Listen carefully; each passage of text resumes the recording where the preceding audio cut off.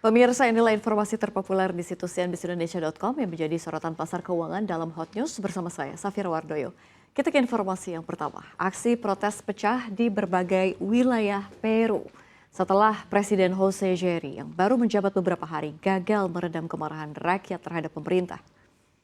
Unjuk rasa memprotes maraknya aksi kriminal diwarnai kerusuhan dan kekerasan di Lima, ibu kota Peru pada Kamis waktu setempat. Sedikitnya 1 orang tewas dan puluhan orang lainnya termasuk personel kepolisian mengalami luka-luka.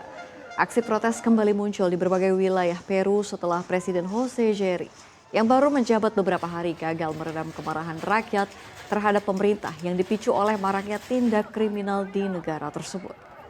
Unjuk rasa yang dipimpin kalangan muda ini melibatkan ribuan warga Peru yang merasa frustasi dengan kegagalan pemerintah mengatasi krisis kejahatan yang semakin memburuk yang turun ke jalanan di Lima dan beberapa kota lainnya.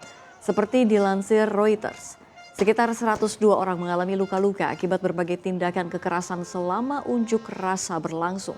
Jumlah korban tewas itu terdiri atas 24 warga sipil dan 78 polisi. Para polisi dengan perlengkapan anti huru-hara merespons aksi para demonstran dengan tembakan gas air mata.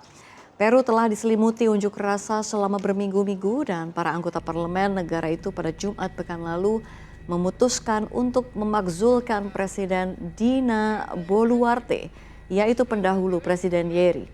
Boluarte disalahkan atas lonjakan tindakan kriminal dan dituduh melakukan korupsi. Tindak pemerasan dan pembunuhan kontrak telah menjadi bagian kehidupan sehari-hari di berbagai wilayah Peru. Geng-geng kriminal seperti Los Pulpos dan Tren de Aragua dari Venezuela yang beroperasi di Amerika Latin menyandera orang-orang dari berbagai lapisan untuk mendapatkan uang tebusan.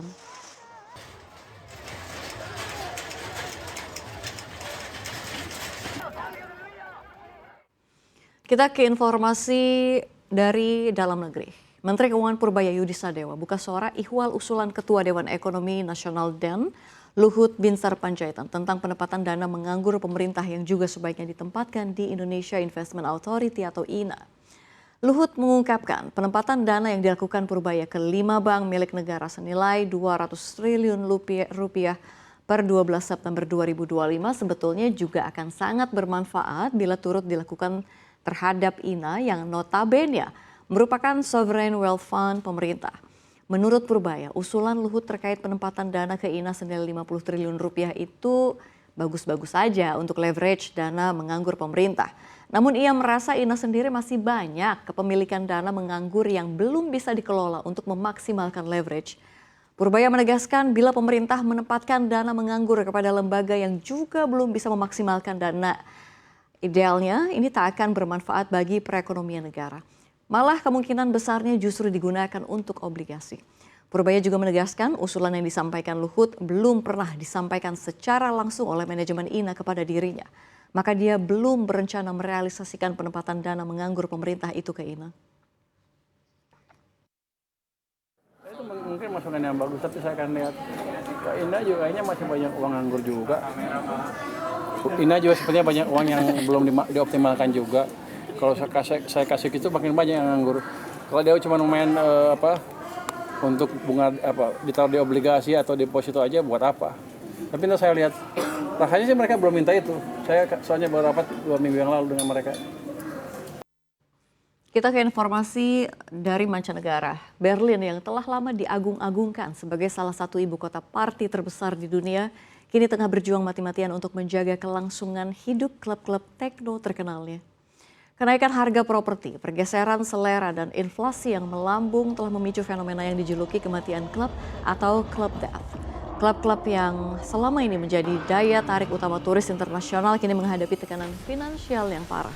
Asosiasi yang mewakili klub-klub Berlin, Club Commission, tahun lalu menyuarakan kekhawatiran bahwa 46% anggotanya mempertimbangkan untuk tutup dalam waktu 12 bulan ke depan.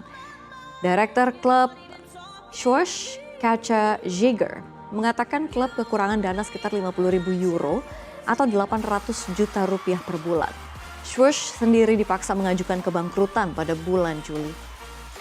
Jagger mengatakan ada perubahan jelas pada perilaku pengunjung yang ikut mendorong kebangkrutan. Misalnya kini orang-orang tidak akan minum 3 atau 4 minuman, namun hanya satu. Tekanan bisnis ini pada gilirannya memaksa banyak tempat menaikkan harga tiket masuk dan minuman. Ini menciptakan lingkaran setan di mana banyak anak muda dan veteran kancah merasa terpinggirkan karena harga. Memang klub paling terkenal di sana yakni Berghain masih bertahan, namun klub Watergate misalnya tutup tahun lalu.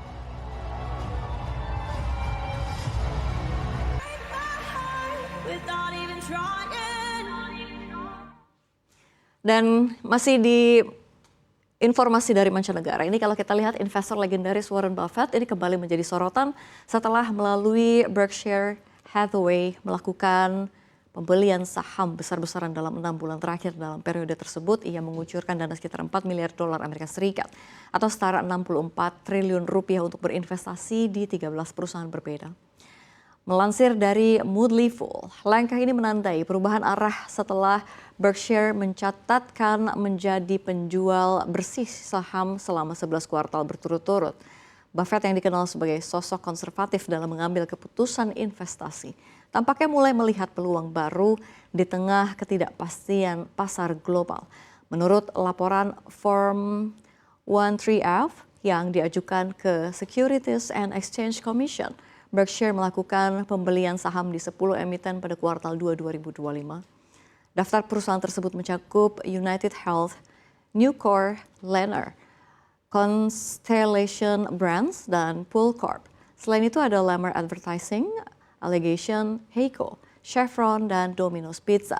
Selain itu perusahaan juga mengajukan Form 4 kepada Securities and Exchange Commission melaporkan pembelian sekitar 106 juta dolar Amerika Serikat saham Sirius XM pada 4 Agustus lalu. Tak berhenti sampai di sana, Buffett juga memperbesar saham di Mitsubishi dan juga Mitsui yang menunjukkan kepercayaannya terhadap ekonomi Jepang.